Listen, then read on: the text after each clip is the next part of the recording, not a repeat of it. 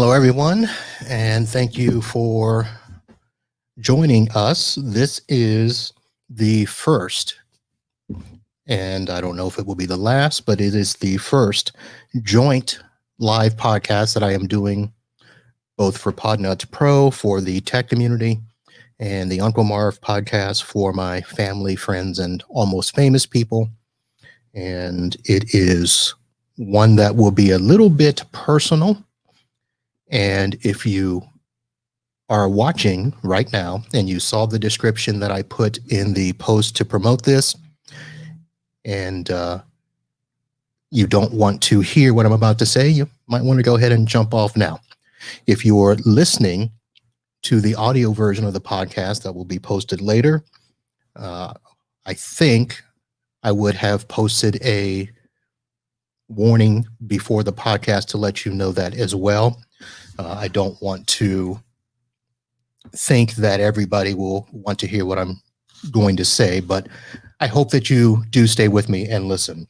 So basically, I want to simply start by saying there has been a lot of discussions about the George Floyd incident, and we have had these types of incidents before in our history, and I usually don't really engage in the conversations. I don't watch the news. I just basically pay enough attention to know what the details are, and I will have private conversations with friends and family about each of these events. They obviously affect me because I am a Black man, and I know that for many of you, either you don't see me as that way, or you think that I'm a little bit different, and you don't realize that I do have Black issues. I do experience racism in the things that I do going about my normal life. Now, I haven't really had that happen a lot, not to the degree that others have had, but enough that I can't simply ignore the things that are happening. In many ways, I don't deal with them because if people don't know me and they only talk to me on the phone, or they only hear my voice over the podcast, they don't know that I'm Black. And then when they meet me, it's, oh, you're Black. And life goes on. But I've lived in this country for 53 years, and I'm here to let everybody know that being Black in this country is not easy.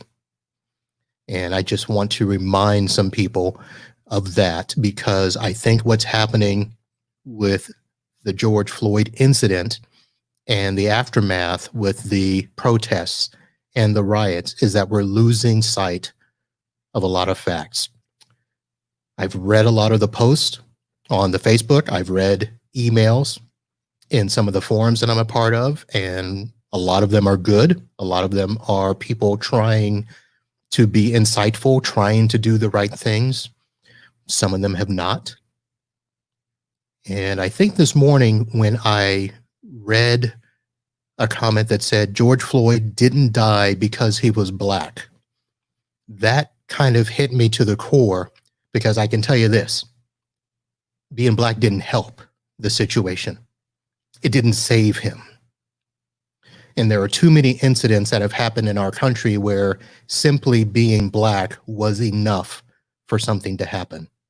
Being an unarmed Black man and dying while in police custody happens far too often. Does it happen more now than it did in the past? Probably not, but there is a lot more video, a lot more cell phone footage, a lot more social media that brings it to our attention. And it's getting to the point where it cannot and it will not be ignored.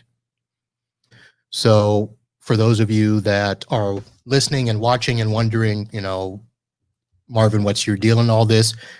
I don't have an agenda. I want you to know that. I'm not posting this to get more listeners. I'm not posting this because I'm running for office. I'm not posting this for anything other than to remind people that I am in your groups, and Some of you will say things knowing that I will see it. Some of you will say things knowing that I will hear it and think that it's okay. And it's not. I need to say that. We live in a time where racism still exists in America. I can say that I have not experienced a lot of it. In fact, growing up in a town called Satellite Beach, Florida, which by all visual sites, if you visited there, you would think it was one of the Mayberry towns of Florida. It is a lovely town to be. It is a great town to grow up in there. I had a great time in that city. I went to elementary school there. I went to junior high and high school. I was active in sports, student government, a lot of clubs, had no issues with a lot of the people that I interacted with. Now, I had one incident where something might have been said, and I thought I heard somebody use the N-word, which for me, that is a reason to go. And that is the only time that I ever had an issue while in Satellite Beach. I can't go back and revisit that situation.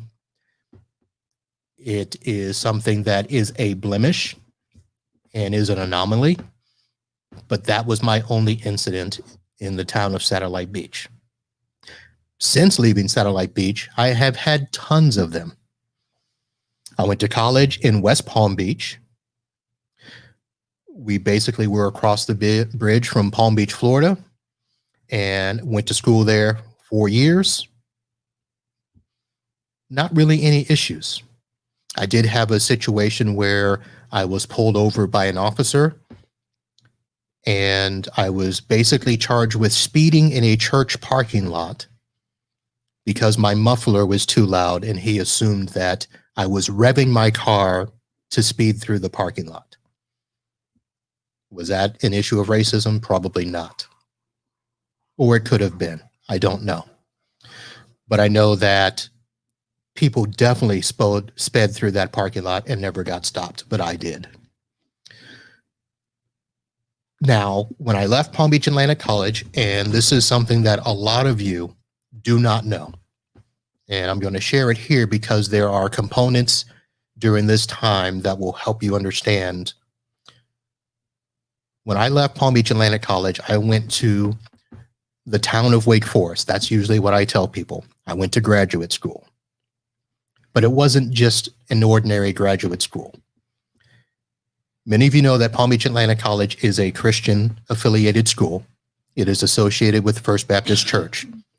First Baptist is where my best friend in junior high invited me to go. First Baptist Church of Any Atlantic. I don't remember any other Black people in that church, but I didn't have any issues in that church. I played softball. I sang in the choir. We hung out in youth groups. I drove buses. I did a lot of stuff with that church. Never had a problem. Didn't have a problem at Palm Beach Atlantic. But after Palm Beach Atlantic, I went to Southeastern Baptist Theological Seminary in Wake Forest, North Carolina, which was next to a county called Franklin County, North Carolina, that some described as the most racist county in America. Don't know if that's true, but I can tell you this. While I was there, I had multiple incidents where, while at a Christian school, a seminary, I was told multiple times not to be seen alone with white girls, not to have my arm around white girls. The biggest incident that I had during that time is that I was standing in the door of a church. No, I won't edit that. Trying to go in to see my friends. And two elderly gentlemen stood in front of the door and told me that I could not enter and that my church was down the road. Without getting into all the details, because that is another story, I will let you know that I tried to go past them. And I was literally threatened with the idea that if I entered the church, there would be a shotgun to help me on the way out. This is at a seminary in the United States of America. I can never forget that day. I can never forget what happened after that day, where the people that were with me, that were my friends, their only responsibility that they thought they had was to get me away from the situation and not to address it ever again. There was no questions of, are you okay? Can we do anything to help? Nothing. Now, the minister of that church broke away and started another church and thought that that was okay to do. The NAACP apparently came to the campus looking for me, and the administration of the seminary didn't think it was worth it to have them talk to me. I was the one that was threatened in the doorway of that church, but nobody thought to allow me any decency to respond in any fashion to that situation. There were a lot of other things that happened, but that's just an example I wanted to share with people, that if you think that racism doesn't exist in America, you are either blind, you are either ignoring it, and this is going to sound harsh, you might be part of the problem. I don't know any other way to say it. I have had police officers here in Fort Lauderdale come to my door in the middle of the night, wake me up, and as I'm standing at the front door, an officer is at the front of my house, there's an officer at the back of my house, flashlight shining in. They were looking for somebody. They didn't have the correct address. I didn't know that at the time, but as the officer is trying to question me about what am I doing, why am I in the house, he's looking at pictures of my family that were on a stand by the door. He sees pictures of white people, and with his hand on his gun, asked me, why are there pictures of white people over the house? And I had to point to a picture of me and my wife and say, this is my family. And a few minutes after that, as we're going through all that, a voice came over the radio, told him the address that they were supposed to be at. It was an address that was across the street. And without an apology, they just basically said, oh shit, and left. So that has happened to me in my house with a cop at my door, hand on his gun, asking, why am I there? So, without going into more details there, those are some of the stories that I experienced. I live with the idea, I'm not living in fear. Let me get that point across. I can walk down the street with my wife holding her hand in public, and I don't have fear. That hasn't always been the case for this country, but that goes to show that we have come a long way. What I do want to say as my point number two, point number one being that racism still exists in America. Point number two is basically the quote by Edmund Burke that says, the only thing necessary for the triumph of evil is for good men to do nothing. So while I do not believe in the violence that is coming out of these protests, I do not believe in the vandalizing and looting of businesses. Many of them are owned by minorities and blacks. They're not owned by the privileged white. So you're hurting the wrong people. So I don't believe in that, but I do believe in the right to protest. I do believe that something has to be done. Folks, talking isn't working because some people aren't listening. The other thing I should probably say, that I can attest to the fact that evil continues because good people do nothing. So For the people in the tech community, you will remember this. For all of my other friends from Satellite and Palm Beach Atlantic and Junior Achievement, you don't know this. But last year, I helped a group of companies stand up against a person in the industry who was, for all intents and purposes, was stealing money from companies. Elizabeth Lamb with Executive Marketing Committee was taking money and not providing services. And instead of the community joining together and addressing that issue, it turned the other way, where Elizabeth made herself out to be the victim, and people showed empathy and sympathy for her. She claimed that she was being cyberbullied when in fact she wasn't. She was the one that actually was doing the bullying. She was the one that, as people were asking for their money back, she would tell stories and lies. And if you were a man, she would make sexual allegations against you and try to get your wife or girlfriend or whatever to have issues. There were a lot of things that happened.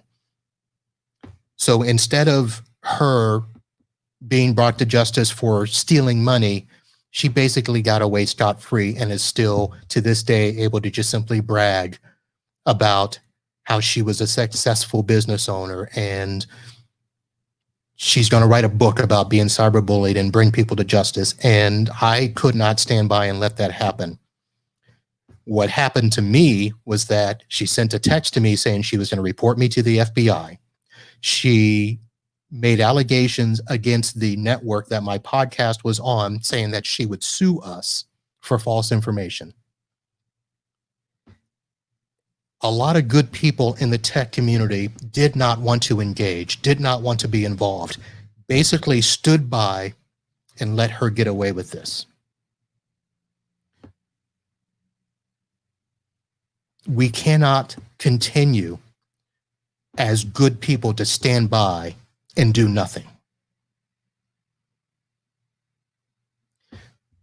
Coming back to what we're talking about here, I talked about the fact that the incident of George Floyd, for some reason, is now being turned into a whole bunch of other issues. Some of them are justified. The whole idea of systemic and institutional racism still exists and needs to be talked about.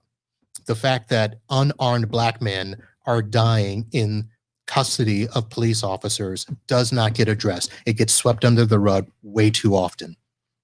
Are there white people dying in police custody? Probably. But seeing images of Black Americans unnecessarily being treated the way they're treated is something that needs to stop in this country.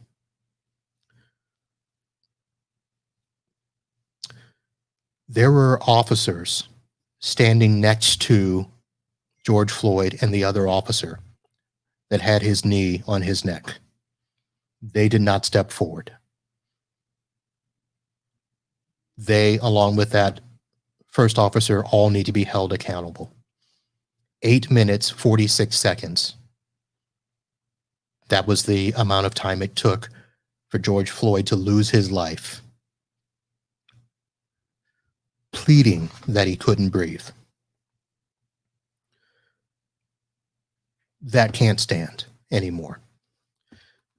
As for the bigger issues that need to be discussed and talked about, the one question I like to ask people is, for those people that try to make this more about freedom of speech and Second Amendment rights and talk about all the other things, if you are white in this country, what are you afraid of? You're not losing your rights.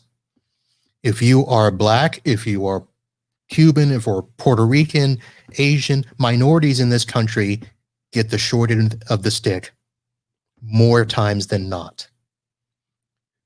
We're not really asking for more. We're asking to be equal. I am one of the people that will stand and defend your right to free speech, even if I don't believe it, even if I don't like it, because in this country, freedom has to be given to everybody. So, in protecting your free speech, I ask in return that you protect my free speech. And you also protect my right to live. That's it. That's not taking anything away from anybody else. So let's not get stuck in the mud dealing with these issues. The George Floyd story is getting lost. Racism is being talked about, but everybody has their own agenda. I did say I do not always live in fear. I can do a lot of things in this country and feel free doing them, but I do live with the realization that that can change at any moment. I can be stopped, and the percentages of me being stopped for no reason are a lot higher than it is for many of you. I'm not somebody here that's going to, I haven't gone out and found all the statistics and all the stories and all the stuff, but that's not what I'm doing this for. I'm doing this so that those of you out there can hear, if you choose to listen, that these things exist. We need to deal with them. We need to do better. America is better. I think that's going to do it. Thank you all for listening. I hope to talk and hear from you soon. Bye now.